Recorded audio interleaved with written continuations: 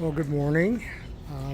It's feeding time this morning. I just finished feeding half of the dogs. I section them up when I'm feeding them because feeding and cleaning and sometimes it gets in the way.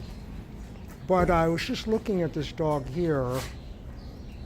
He doesn't get much exercise, but he is gaining weight even though he is eating less. I'm feeding him less. And I want to explain something to people, those who are trying to rehabilitate, and what to look for. We think in rehabilitation, I'm going to take this dog and I'm going to fix his problem. Or in training, I'm going to take this dog and I'm going to fix his problem. And in fixing his problem, I'm going to make him sit and stay and put a prong collar on him, a choke chain, or a pinch collar. I'm going to teach him how to place, or a lot of things that really have nothing to do with the reason that you are trying to train and trying to rehabilitate. If you ask most people that say they have a problem with their dog, believe me, it's not sit, stay, come and heal, but they believe that that is the be-all, do-all. That if I can make them do that, then that means that they are obedient and that they are trained. No, what's really happening is you have a problem with the behavior of your dog, and because of society, it has told you that if you can put your dog in physical conditions, then what they're saying is subconsciously you will be mentally controlling them. I never had a dog walk into my facility that had a problem with sit, stay, and down. It just is not a problem. Why? Because when nature tells a dog to do that, when I say nature, I mean the hormone says lie down and sit, it's not a problem. They automatically know how to do it. You know, I often tell this story about a woman who came to adopt a dog from me, and she asked if she could give him a treat. And I said, sure. And so she held the treat over his head. She said, sit. And she gave him the treat, and she looked at me and said, he's so smart, he knows how to sit already. And I said, he's been sitting in the back waiting for you all day. He doesn't have a problem with sit. What we have a problem with, the sit because we're asking him to do that thing, but hoping or believing that it's going to fix the problem as to the reason that we're asking him to do it in the first place. It's ludicrous. We have a problem with obedience because we don't understand how to deal with behavior. Behavior is everything. Behavior is everything with people and with animals. Even the birds watch the dogs and they behave differently.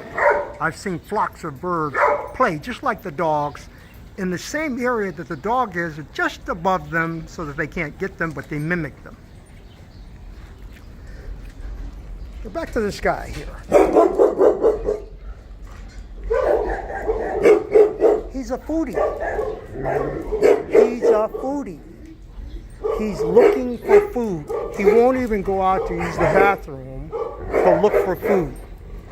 And then, of course, I put him back in his run, and now I can't find food, I'll go to the bathroom. All right.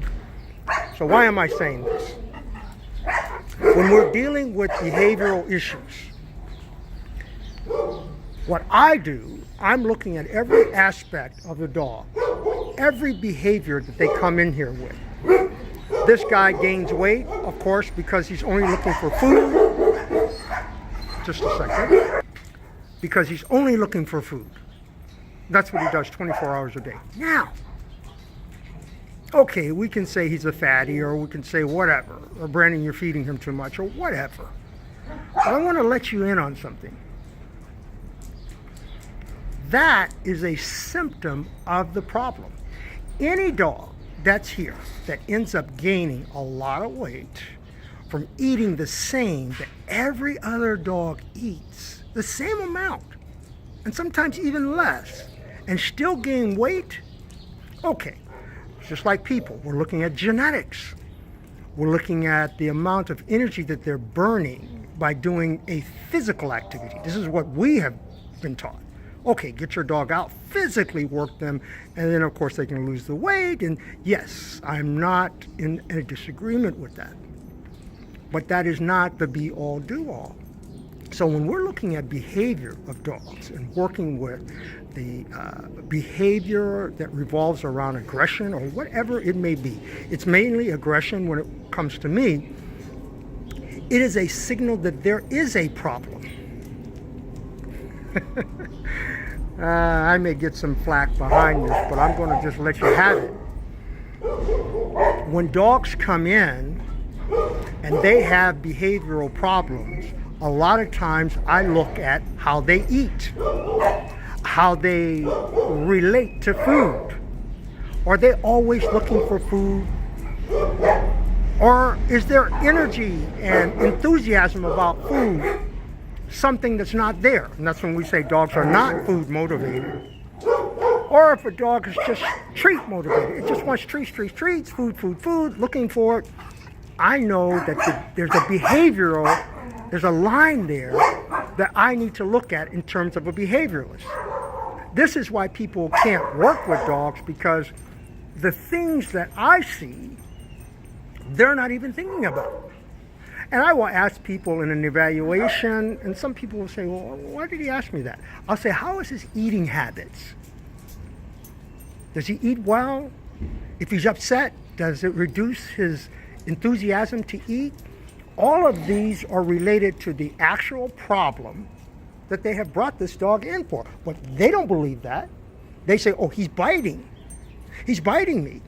Okay, let's just take that particular situation. Let's say here's a dog that is a foodie, let's say. Okay? And the person is trying to train him. So they say, well, I'm going to put my hand in his food bowl to let him know that he doesn't have to be protective over the food.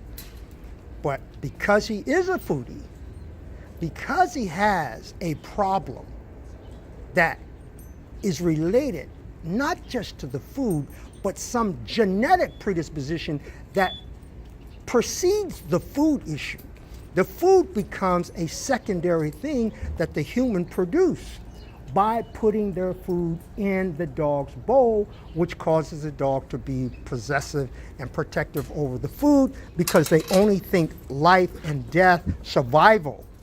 And so they believe that you are taking away their survival. They're competitive for life. Animals fight over food. That's a natural thing. Doesn't mean that it has to be that way, that they need to challenge us for the food. But some dogs are. Some dogs have a genetic predisposition to be more attentive to food than others. And so we cannot look at them the same way. We've got to deal with why are they like that with the food to begin with. So how do we do that? We're not going to challenge them from the food. I'm not going to put my hand in the food. That's stupid. I'm asking him to challenge me.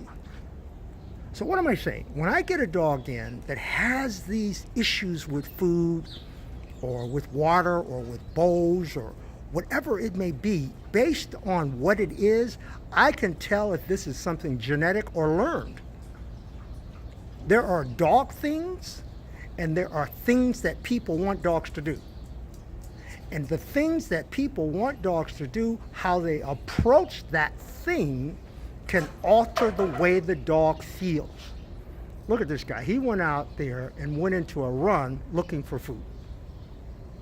Okay? He'll play a little bit, but off to food. Now, why is that important to know? Because dogs only have one problem in life, or let me say animals, one problem in life, food. And once they have food, they don't have problems. The rest of their problems belong to us. Human beings, we're the same way. If we don't have food, Number one problem. Once we get food, we got 100 problems. Once the survival aspect of the thing is done, then now we move on to something else. That's the human. Why? Because we don't have a top, we have a bottom. Once dogs have food, there's no problem. Why? Because they have a bottom and a top.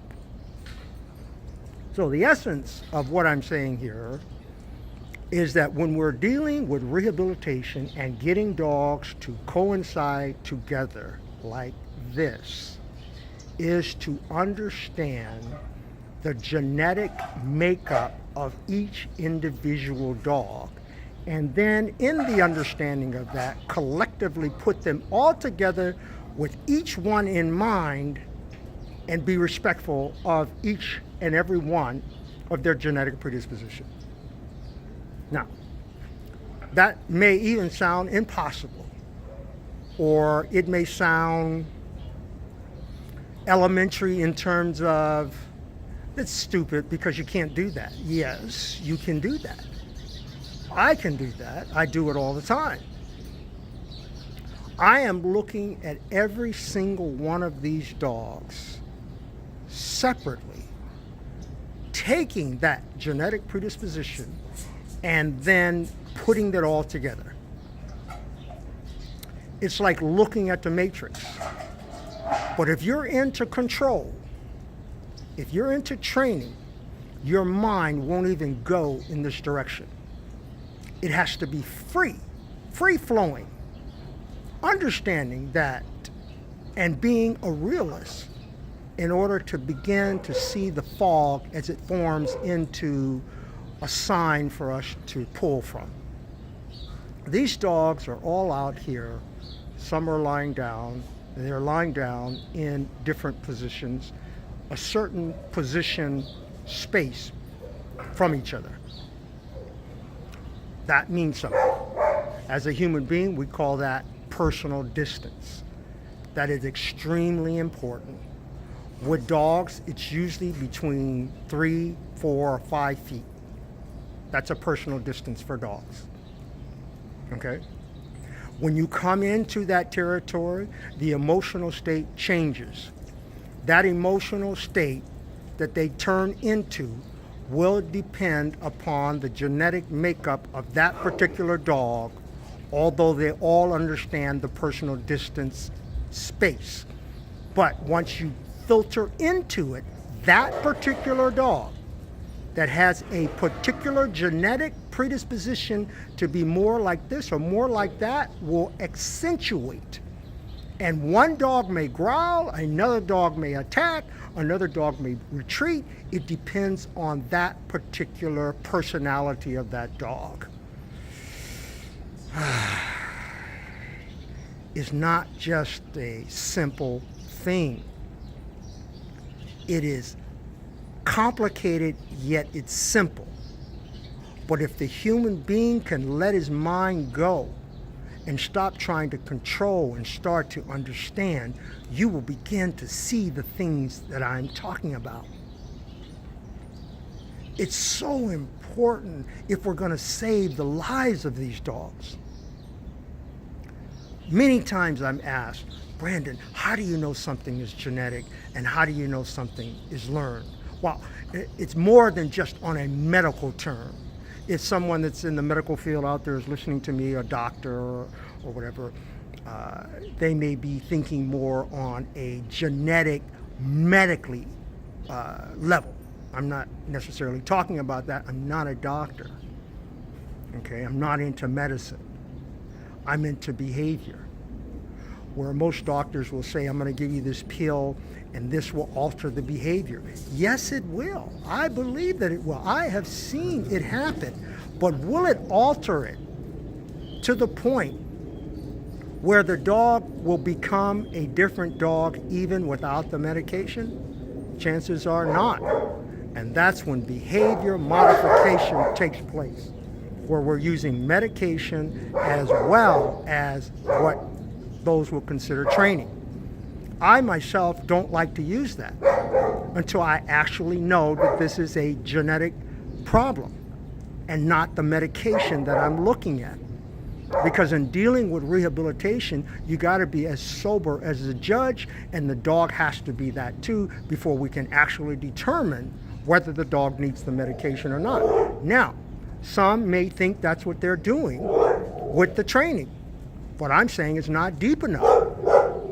If we're going to deal with a dog that has a behavioral issue, our go-to is sit, stay, come, heel, prong collar, shock collar, and whatever else that you may have to control a dog, then you are only trying to mask what's happening. And I'm saying, let's get to the root of the thing. Let's see you full-blown crazy and then take it from there. And see if you are full-blown crazy because nature wired you that way, or if you're a full-blown crazy because a crazy person with an idea that they had that was given to them by society is trying to force on you. Is that what has made you crazy? Is that why you are a 50-50?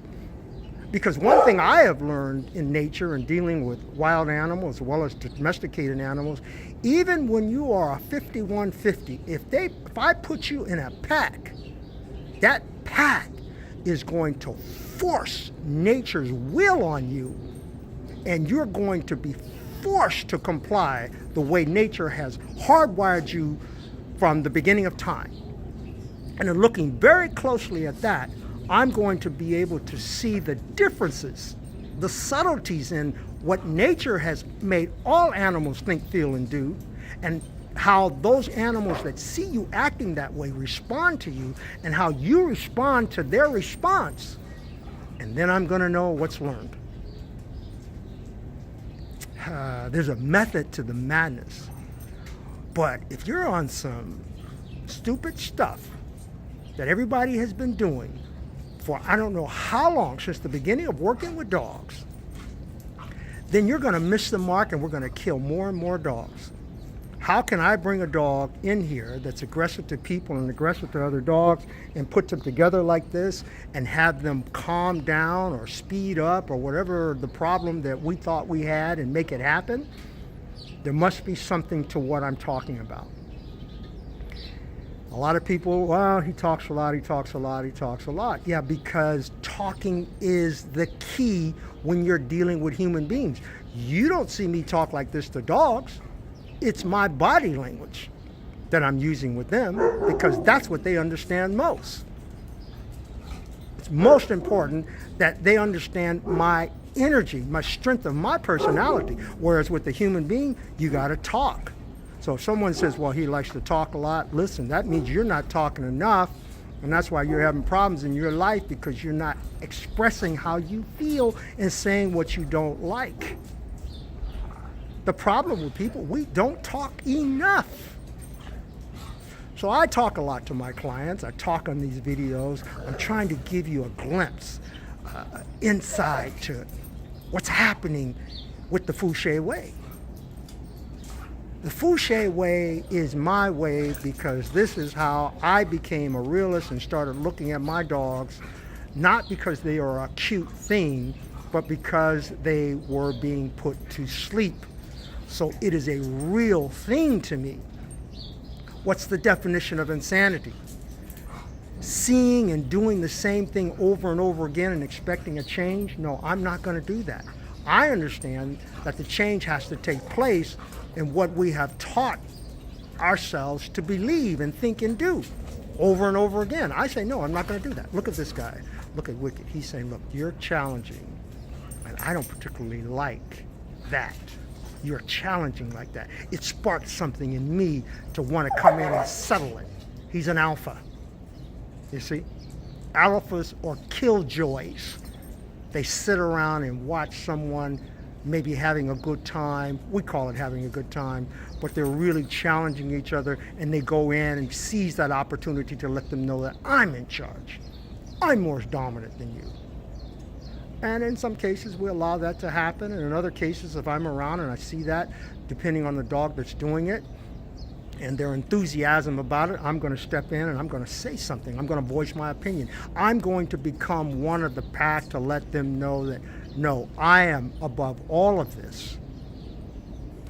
There was a joke between a husband and a wife, and she was talking to some friends of hers, and she says, my husband thinks that he's the head of the house, but I'm the neck that turns the head. I understand that. I'm the neck that turns this head, baby, right here with all these dogs. And when we're dealing with behavioral issues that revolve around aggression, you better understand what I'm talking about. Because dogs can only think one way. And if we expect for them to think in a way that's contrary to the way nature says that things should be done, you're going to run into a brick wall. And when you run into that wall, believe me, it hurts. It hurts. So these guys they've been patiently waiting. I'm going to let them in. And we'll watch how that energy coming in this gate. And I'm going to insert myself in it. Just a bit with my body language to kind of diffuse this coming through a bit and let them come to a little lighter. They come right in, they know where their positions are. Just these guys coming in here with this energy has set this crew off in the back. If we got a dog back there that can't accept, or the reactivity of the nervous system is so high and responsive, like dogs that when the doorbell rings, they just can't shut up. Or when there's a sound outside, they can't stop barking, right? You got to know what that kind of dog needs. So if I had the wrong kind of dog on the other side of that gate, when these dogs came in, mayhem, pack fight, right? So sometimes you'll see me separate dogs in certain areas.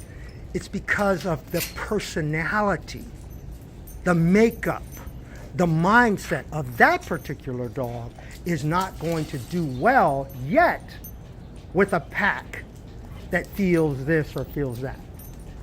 Okay? Everybody is separate, yet they must work collectively. This has always been the problem with packs. People have never understood them. When a dog fights, it's different than wolves. See, dogs fight and they don't really want to let things go. That's why it's difficult when dogs fight. They don't want to stop. They don't want to make up. They don't want to mend because they have lost that pack mentality.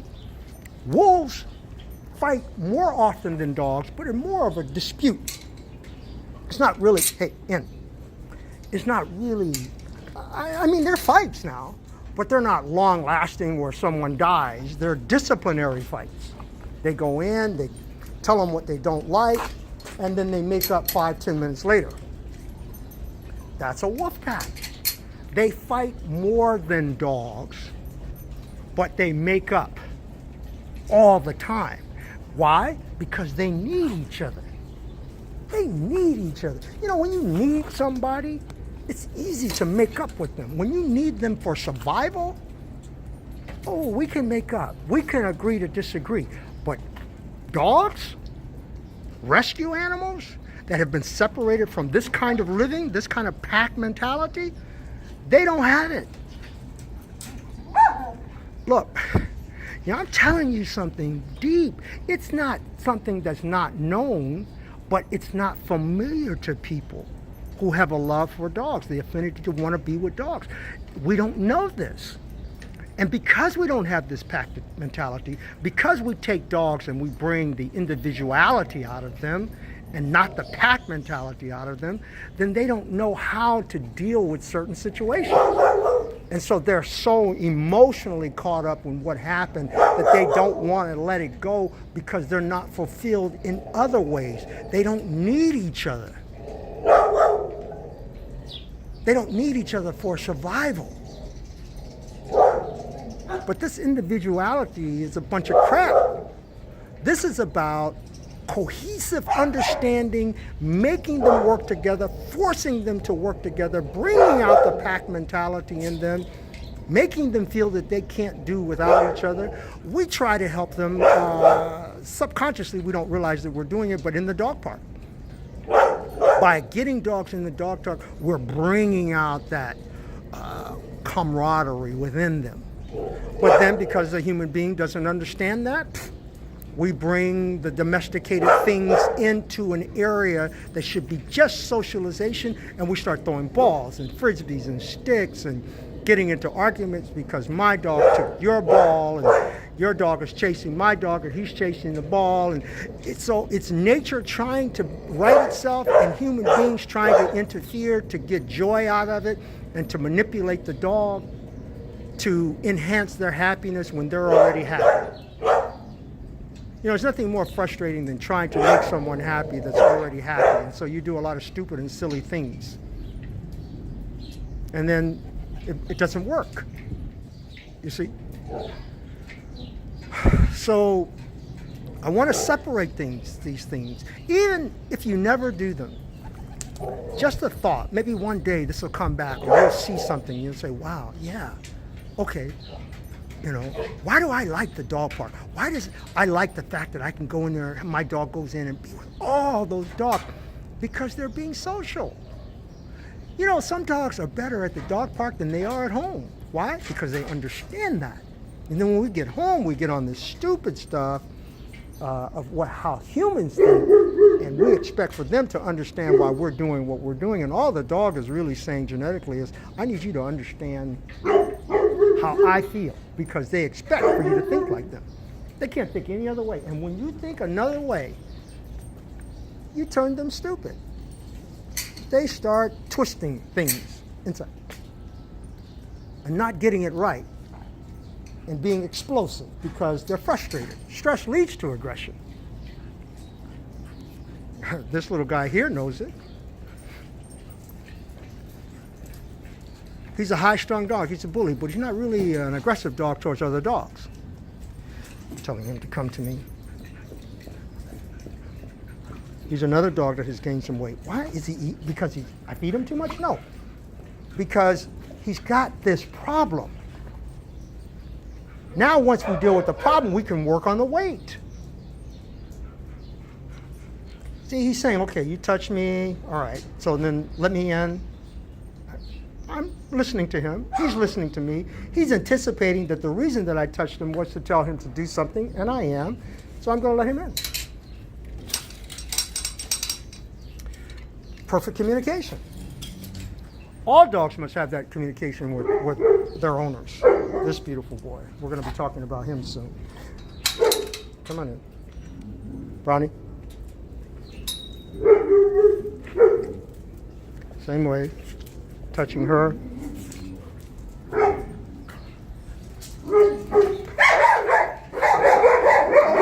Put her in. Just a touch can create a little chaos within the pack.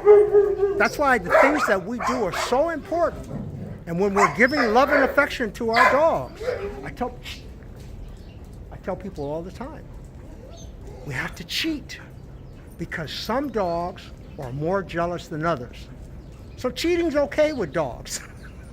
Take them in the other room, rub them up real good, bring them back out, and then act like you didn't do that when you're with the other dogs. Don't do it in front of the other dogs. Let me tell you where I got this from. It's very clear. When I was a kid, I worked in this pet store, and there was a monkey in the store named Susie. Susie and I became really good friends, and she weighed about 40 pounds, 40, 50 pounds. Big monkey now. And in the morning when I'm feeding, I would go over to the cage, and she would take the hair off of my hand and act like she's picking something off of it, grooming me. If I get closer, she'd do that to my hair and my face. And we just have a wonderful time. We have a love fest in the morning. And then when the pet store was about to open and the owner opened the door, she turned coat on me. I mean, one day she ran down to the cage, reached underneath the cage, grabbed my tennis shoe laces, and popped them, pulled them right out of my shoe, broke them. I fell on the floor. She turned on me because the owner was there. Can you believe it? She said, I'm not cheating on you. She would not let him see her giving love and affection to me. And it worked. I got it. That's nature. It doesn't matter whether it's a bird, a dog, a monkey, or a horse. If you understand the behavior, oh my gosh, if you could look at the matrix and see it for what it is, man, and know how to navigate through it, then you're right on spot. You can't miss if you're right on spot. I'm going to finish feeding these dogs, but I just wanted to just give you a little something from me, and not all the time what you want to hear, because I'm talking about what I want to talk about now, what I've experienced in my life, and then bring it all in. Then when you start to look at my videos, you'll start to connect these things. If I go over it and over it and over it, and you say, yeah, I see what you mean. I understand you, Brandon. I know what you mean about the toys. I see how that worked. I keep trying to make it happen. Why isn't it happening? Because, it's what you say. That's why it's not happening. So we'll continue.